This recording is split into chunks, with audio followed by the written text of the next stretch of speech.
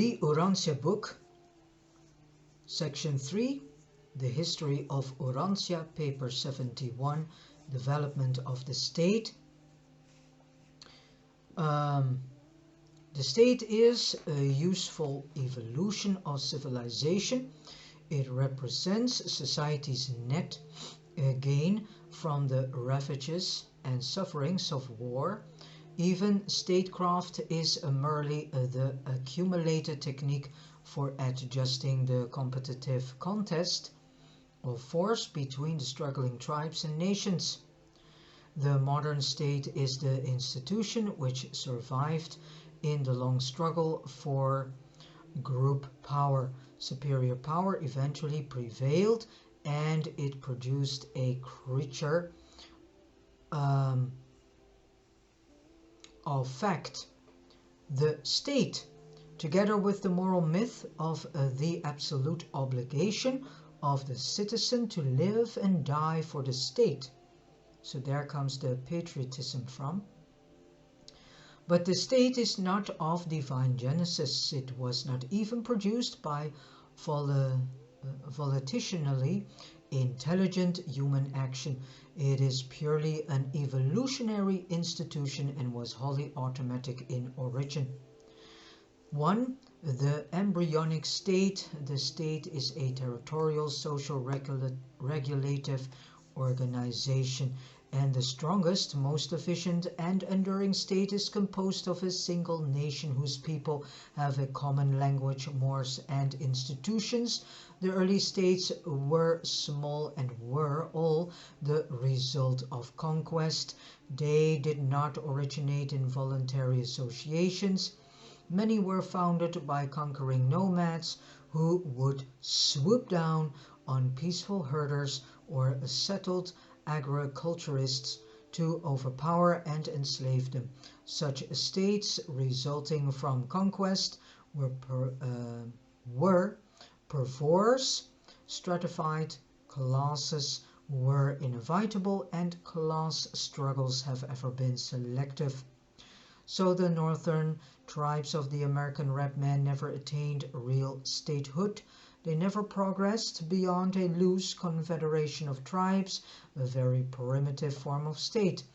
Their nearest approach was the Iroquois Federation, but this group of 6 nations never quite functioned as a state and failed to survive because of the absence of certain essentials to modern national life, such as 1.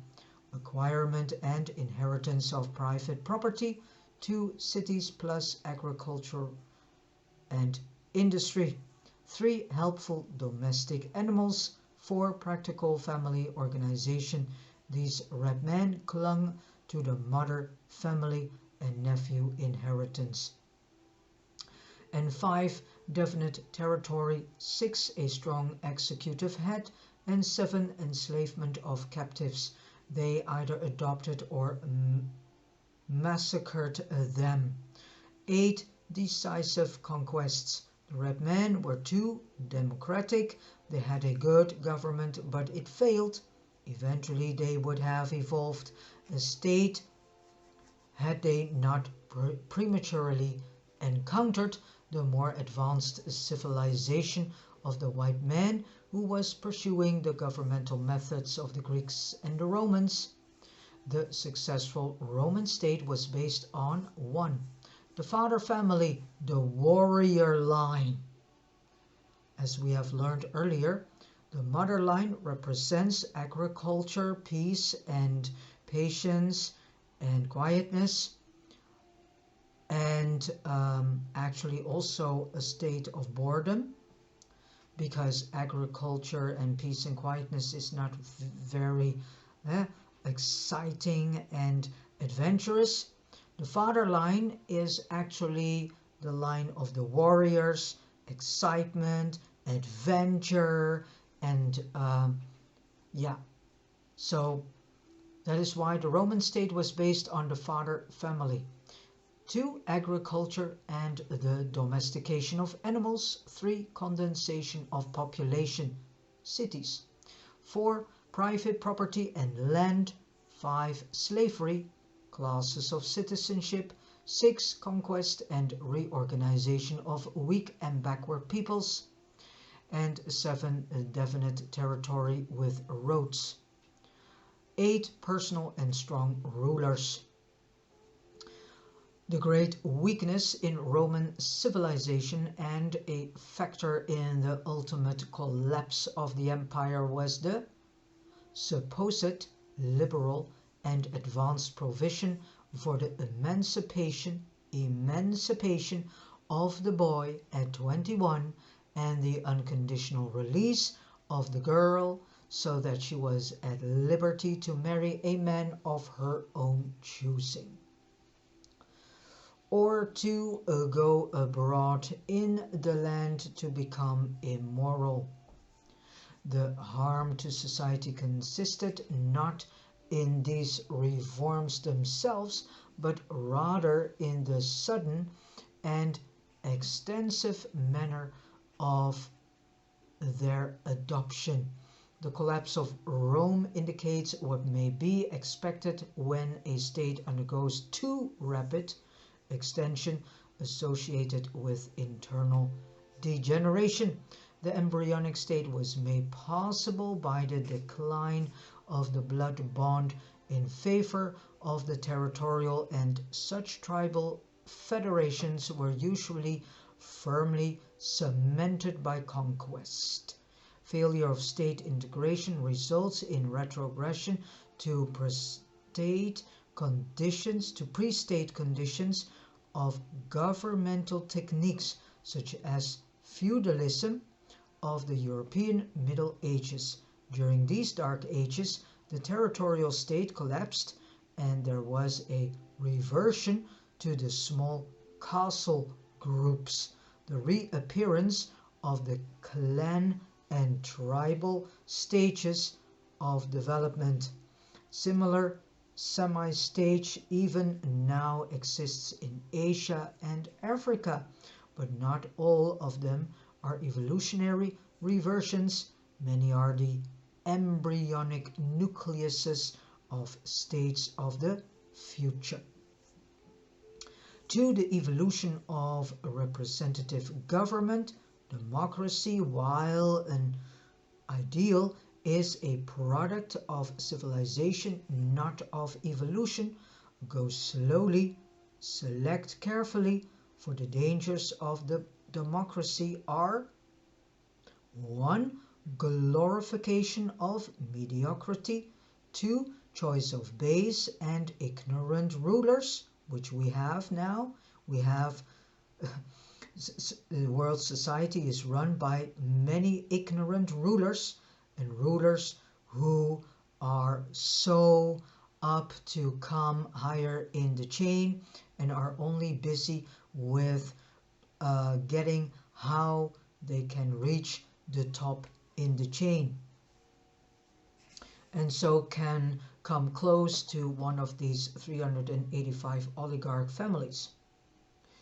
That is what modern rulers are busy about, and that's actually it.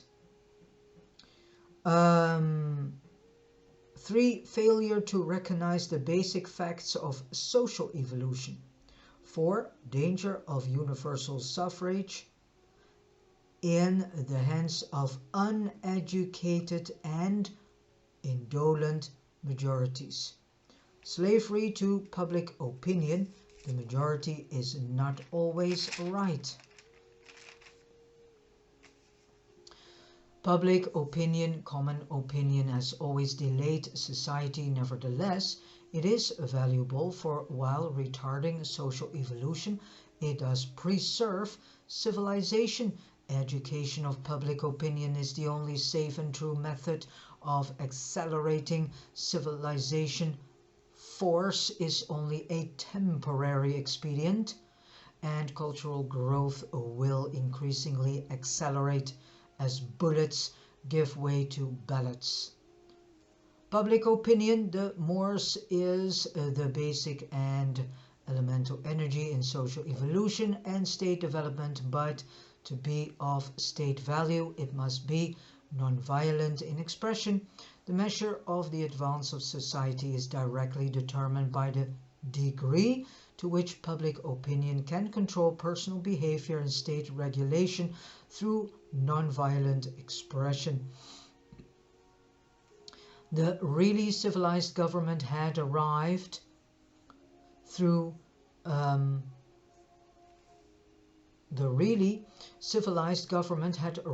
when public opinion was clothed with the powers of personal franchise. Popular elections may not always decide things rightly, but they represent the right way even to do a wrong thing.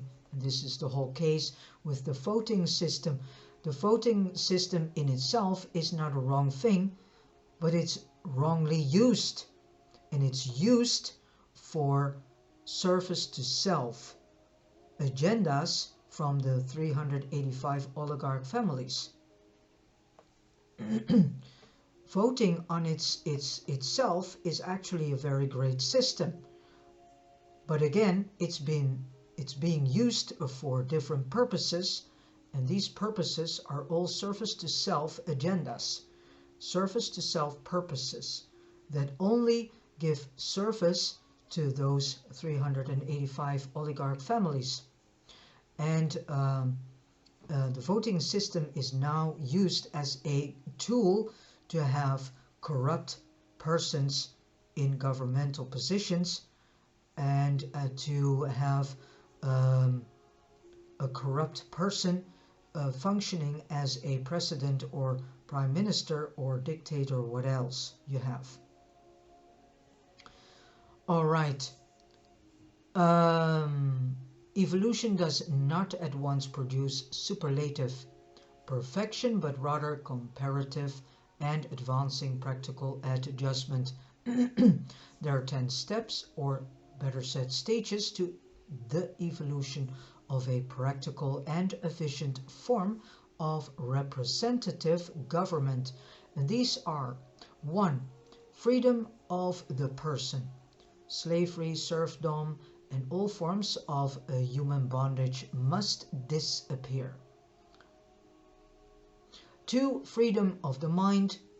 Unless a free people are educated, taught to think intelligently and plan wisely, freedom usually does more harm than good. 3. The reign of law. Liberty can be enjoyed only when the will and whims of human rulers are replaced by legislative enactments in accordance with accepted fundamental law. 4. Freedom of speech. Representative government is unthinkable without freedom of all forms of expression for human aspirations and opinions. 5. Security of property. No government can long endure if it fails to provide for the right to enjoy personal property in some form. And then 6, the right of petition. Representative government assumes the right of citizens to be heard. The privilege of petition is inherent in free citizenship. And also with this tool, petition is also nowadays used in the wrong way and used as a tool by the 385 oligarch families to enforce their distorted, twisted, perverted personal agendas, and thus their service to self agendas. In this, they also use petition. Many petitions today are controlled petitions, controlled by groups that are working for one of the 385 oligarch families, and is unfortunately weaponized against the rest of humanity. Also, petition could be a very handy and very good tool if it is used wisely and correctly.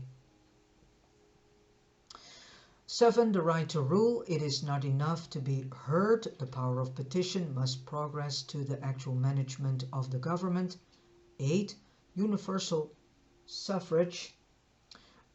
Representative government presupposes an intelligent, efficient, and universal electorate. The character of such a government will ever be determined by the character and caliber of those who compose it.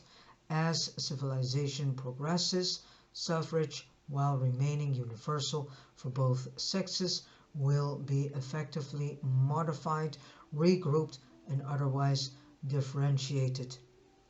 9. Control of public servants. No civil government will be serviceable and effective unless the citizenry possess and use wise techniques of guiding and controlling office holders and public servants. And this whole function is completely distorted. The entire governmental body in each and every nation is actually very, very distorted, twisted, corrupted, perverted, and is not functioning in a way as it should have to function. 10. Intelligent and trained representation. The survival of democracy is dependent on successful representative government, and that is conditioned upon the practice of electing to public offices only those individuals who are technically trained, intellectually competent, socially loyal, and morally fit. Only by such provisions can government of the people, by the people, and for the people be preserved.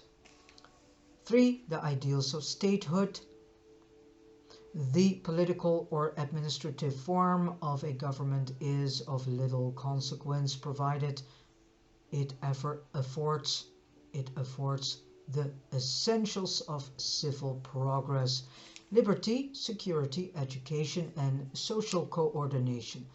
It is not what a state is, but what it does that determines the course of social evolution.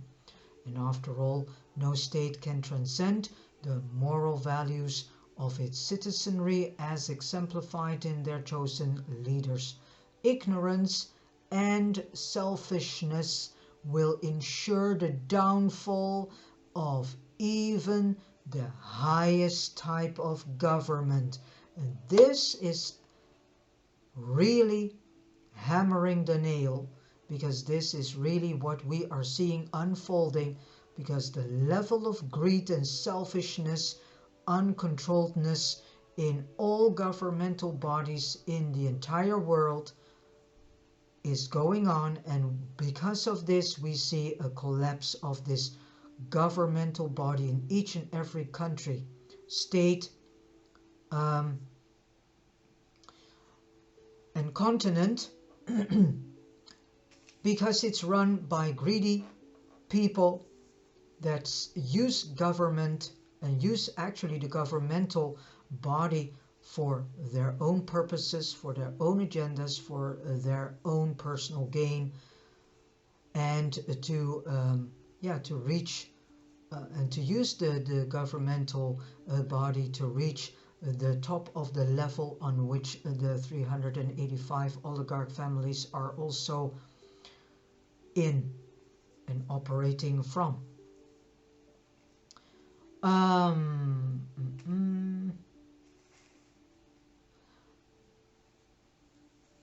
Much as it is to be regretted, national egotism has been essential to social survival.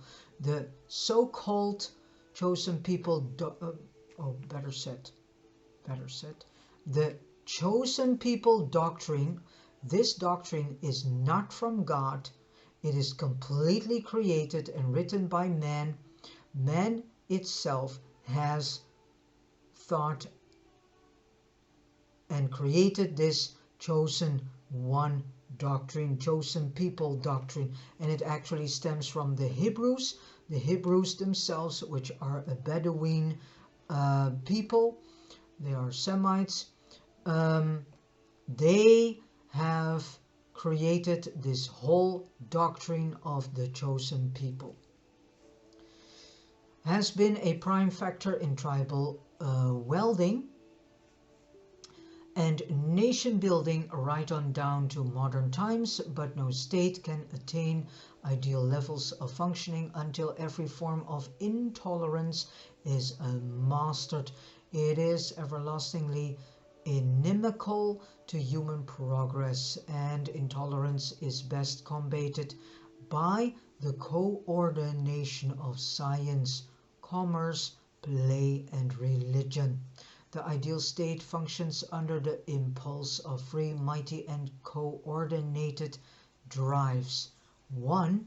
Love, loyalty, derived from the realization of human brotherhood. 2. Intelligent patriotism, based on wise ideals. And 3. Cosmic insight, interpreted in terms of planetary facts, needs, and goals. The laws of the ideal state are few in number, and they have passed out of the negativistic taboo age into the era of the positive progress of individual liberty. Consequent upon enhanced self-control, the exalted state not only compels its citizens to work, but also entices them into profitable and uplifting utilization of the increasing leisure which results from toil liberation by the advancing machine age. Leisure must produce as well as consume. No society has progressed very far when it permits idleness or tolerates poverty, but poverty and dependence can never be eliminated if the defective and degenerate stocks are freely supported and permitted to reproduce without restraint. And this is exactly what is going on. A lot of humans that are actually weak and have inferior strains, they now are also able to marry and to produce children, which only makes a society weaker and weaker and weaker, and thus eventually these humans with inferior strains are then ruling society without them consciously knowing it, but they are ruling society. And because they become a bigger group, and the stronger ones, those humans with strong healthy strains, becomes lesser and a smaller group. And this is also what is going on in modern day society, and this is also one of the things that a state can collapse eventually.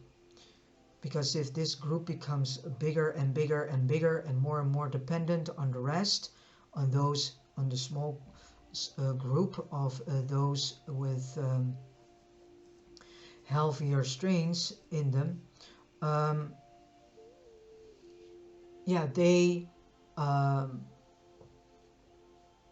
they have to give too much of themselves, and this also has an effect on them, the humans with stronger, healthy human strains.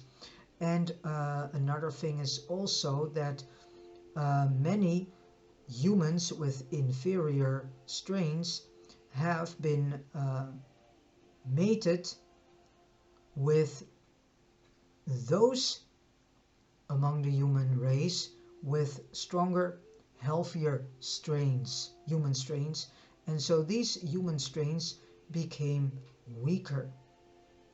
And so that is why we nowadays do not see real people standing up and combating against the things that are going on.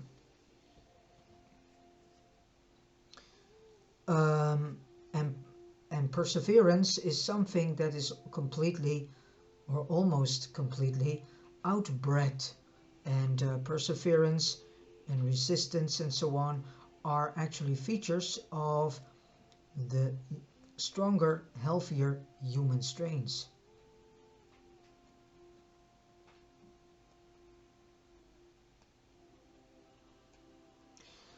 The ideals of statehood must be attained by evolution, by the slow growth of civic consciousness, the recognition of the obligation and privilege of social service.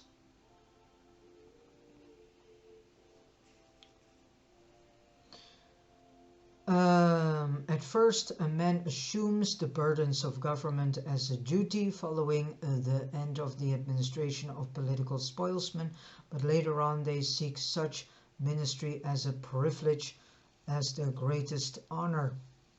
The status of any level of civilization is faithfully portrayed by the caliber of its citizens who volunteer to accept the responsibilities of statehood.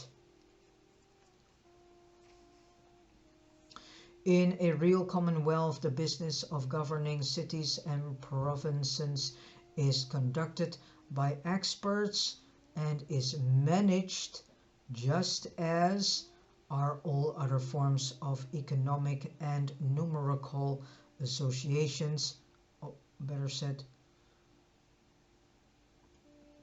and is managed just as are all other forms of economic and commercial associations of people. That was the sentence. In advanced states, political service is esteemed as the highest devotion of the citizenry.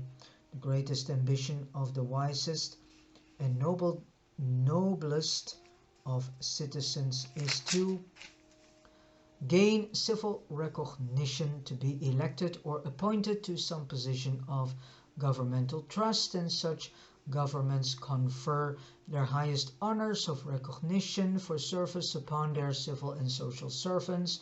Honors are next bestowed in the order named upon philosophers, educators, scientists, industrialists, and militarists. Parents are duly rewarded by the excellency of their children, and purely religious leaders, being ambassadors of a spiritual kingdom, receive their real rewards in another world. And then 4, progressive civilization, economics, society, and government must evolve if they are to remain. Static conditions on an evolutionary world are indicative of decay. Only those institutions which move forward with the evolutionary stream persist. The progressive program of an expanding civilization embraces 1. Preservation of individual liberties, 2. Protection of the home, 3. Promotion of economic security, 4. Prevention of disease, 5. Compulsory education, 6. Compulsory employment, 7. Profitable utilization of leisure, 8. Care of the unfortunate, 9. Race improvement, and 10. Promotion of science and art, 11. Promotion of philosophy - wisdom, and 12. Augmentation of cosmic insight - spirituality. The appearance of a genuine brotherhood signifies that a social order has arrived in which all men delight in bearing one another's burdens. They actually desire to practice the golden rule, but such an ideal society cannot be realized when either the weak or the wicked lie in wait to take unfair and unholy advantage of those who are chiefly actuated by devotion to the service of truth, beauty, and goodness. In such a situation, only one course is practical. The so-called golden rulers may establish a progressive society in which they live according to their ideals while maintaining an adequate defense against their benighted fellows who might seek either to exploit their specific predilections or to destroy their advancing civilization. So idealism can never survive on an evolving planet if the idealists in each generation permit themselves to be exterminated by the baser orders of humanity. And here is the great test of idealism. Can an advanced society maintain that military preparedness which renders it secure from all attack by its war-loving neighbors without yielding to the temptation to employ military strength? In offensive operations against other peoples for purposes of selfish gain or national aggrandizement. National survival demands preparedness, and religious idealism alone can prevent the prostitution of preparedness into aggression. Only love and brotherhood can prevent the strong from oppressing the weak. And then 5, the evolution of competition. Competition is essential to social progress, but competition unregulated breeds violence. In current society, competition is slowly displacing war in that it determines the individual's place in industry as well as decreeing the survival of the industries themselves. Murder and war differ in their status before the Moors. Murder have been outlawed since the early days of society, while war has never yet been outlawed by mankind as a whole.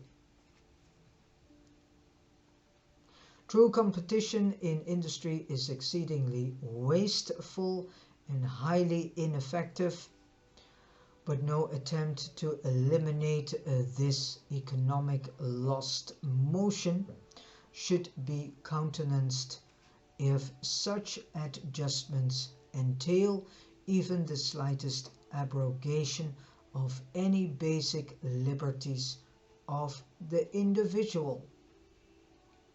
6. The profit motive. Present-day profit-motivated economics is doomed unless profit motives can be augmented by service motives. Ruthless competition based on narrow-minded self-interest is ultimately destructive of even those things which it seeks to maintain. Exclusive and self-serving profit motivation is incompatible with Christian ideals, much more incompatible with the teachings of Jesus. Jesus was not teaching about profit, totally not. And to be very more precise, in the paradise, what people call the kingdom of God, which is in actuality the paradise in central universe, there is no such thing as a profit. It's not needed also. In economics, profit motivation is to service motivation what fear is to love in religion. The profit motive of economic activities is altogether base and wholly unworthy of an advanced order of society. Nevertheless, it is an indispensable factor throughout the earlier phases of civilization. Profit motivation must not be taken away from men until they have firmly possessed themselves of superior types of non-profit motives for economic striving and social servicing. The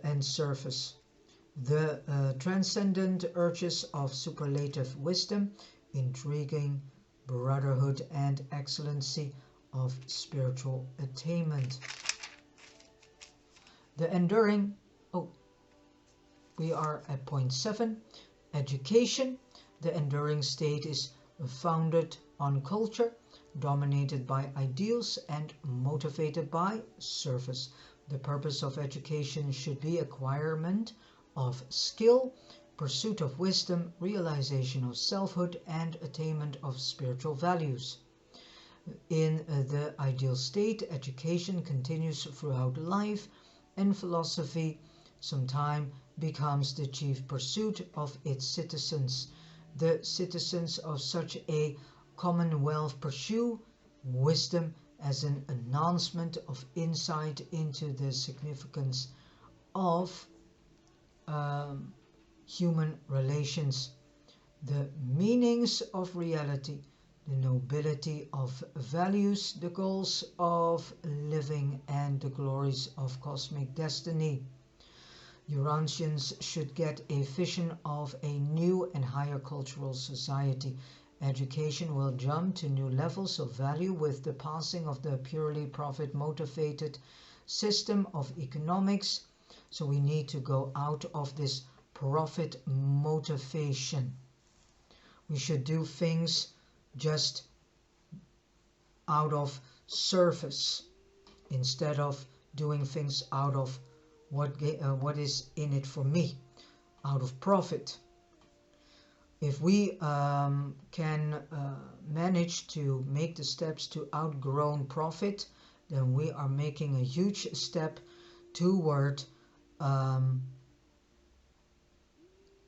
spiritual based society that is more and more coming into the same patterns of the spiritual way of living that is in paradise itself, that is in the central universe.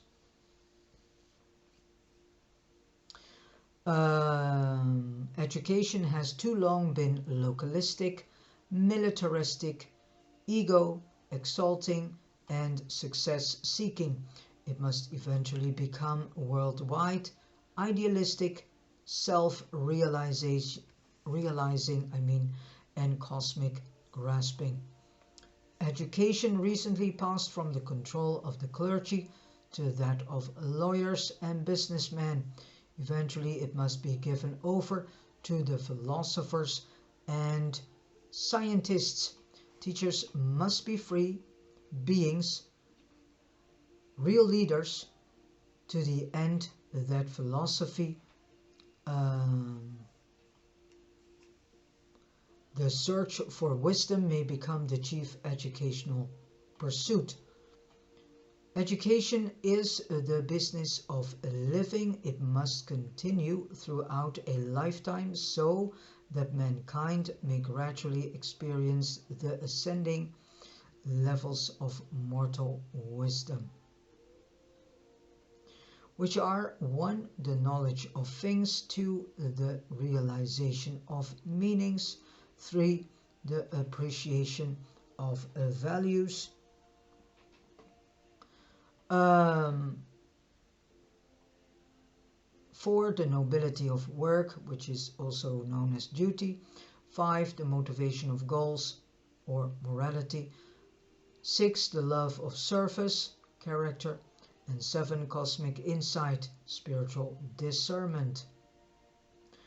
And then by means of these achievements, many will ascend to the mortal ultimate of mind attainment, the God consciousness. And this will take a long time for the Urantians to get this level done. But they shall succeed one day in reaching this status.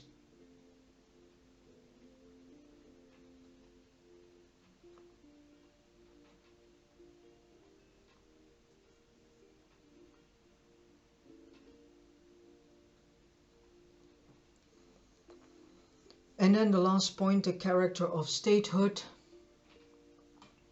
The only sacred feature of any human government is the division of statehood into the 3 domains of executive, legislative, and judicial functions. The universe is administered in accordance with such a plan of segregation of functions and authority.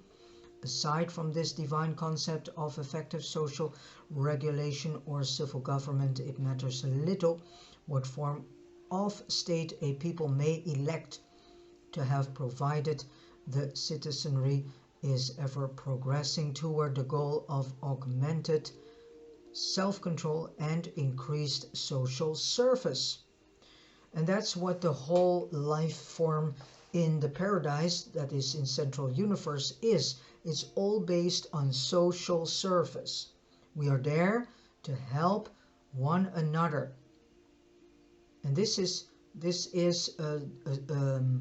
something that the Urantians nowadays are far from, because everything is based on personal gain, on profit, on getting as much out of a person that profits the other one. It's parasitic, actually.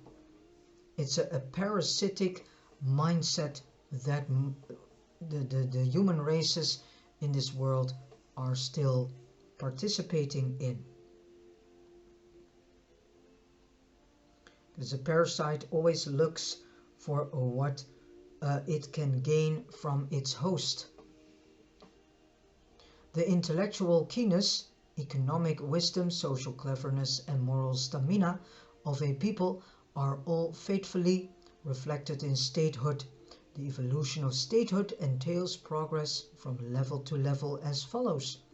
1. The creation of a threefold government of executive, legislative, and judicial branches. 2. The freedom of social, political, and religious activities. 3. The abolition of all forms of slavery and human bondage, which is also known as traditions, rituals, ceremonies, everything created by humans themselves and created out of superstition and ghost fear. 4. The ability of the citizenry to control the levying of taxes. And then 5. The establishment of universal education / learning extended from the cradle to the grave. So we need to learn. Yeah, this whole, I think the Danish system has a great system in this. And the government there gives the opportunity to each and every person, no matter what age, to learn, to do courses, to do workshops, to go to school, to learn more and more and more and become more skilled. And this is what every nation should do. 6. The proper adjustment between local and national governments. 7. The fostering of science and the conquest of disease.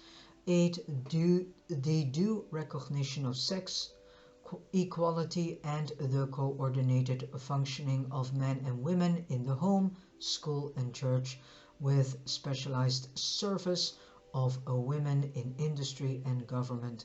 9. The elimination of toiling slavery by machine invention and the subsequent mastery of the machine age.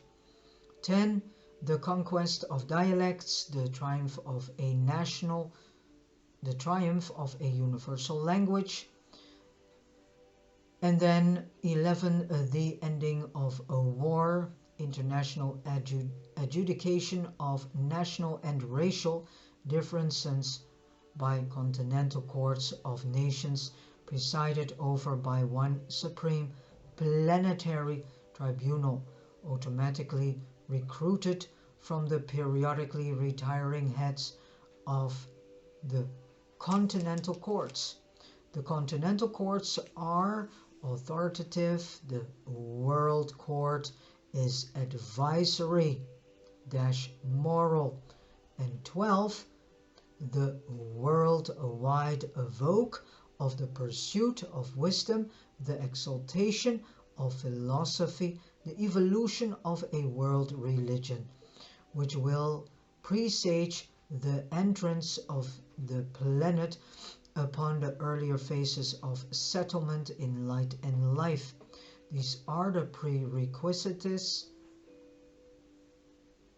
of progressive government and the earmarks of ideal statehood. Urantia is far, far, far from the realization of these exalted ideals. But the civilized races have made a beginning. Mankind is on the march toward higher evolutionary destinies. And with this said, I have come to the end of reading paper 71.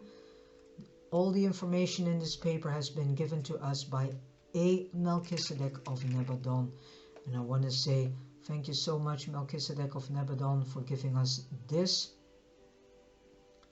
information so that we can better understand from where the governmental system has been created from and where the deep roots are laying. Alright, thank you so much for listening to this audio video, and God bless you.